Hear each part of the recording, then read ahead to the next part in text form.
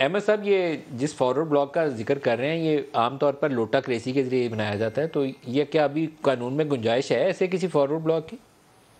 नहीं जी, कोई गुंजाइश नहीं है। कोई फॉरवर्ड ब्लॉक नहीं बन सकता। हमारे यहाँ ये इंडिया के कॉन्स्टिट्यूशन में है। हमारे यहाँ ये फॉरवर्ड ब्लॉक का कोई कॉन्सेप्ट नहीं है। उसमें जो पार्लियामेंट्री पार्टी का लीडर है, बस उसी की बात जो है वो फैसला कुन होती है, उसी का भेजा हुआ रेफरेंस काबिल कबूल होता है।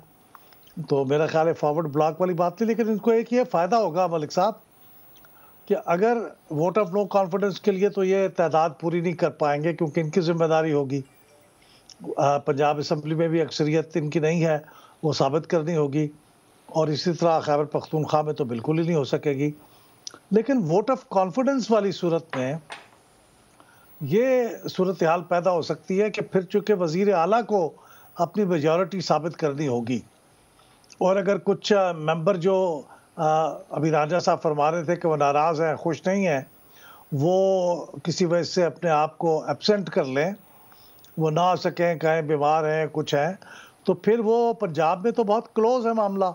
4-5 लोगों के इधर-उधर हो जाने से वो वोट ऑफ कॉन्फिडेंस जो है, वो वज़ीर आला का फ़ेल हो सकता है। तो वो एक इम्कान है। वोट ऑफ नो कॉन्फिडेंस इसलिए अहम है कि उसके आ जाने से फिर असेंबली तहलील नहीं हो सकेगी, और असल जो मूव है वो इनको शायद वोट ऑफ कॉन्फिडेंस ही ये कर पाएँगे, क्योंकि वो उसका इम्कान मौजूद है। असल में एक ही रास्ता है, दूसरा रास्ता जो तहरीक अदम एतमाद वाला है वो प्रैक्टिकली पॉसिबल ही नहीं है, क्योंकि ये बंदे उनके तोड़ के ले भी आए तो अब अदालती फैसले के नतीजे में उनका वोट काउंट नहीं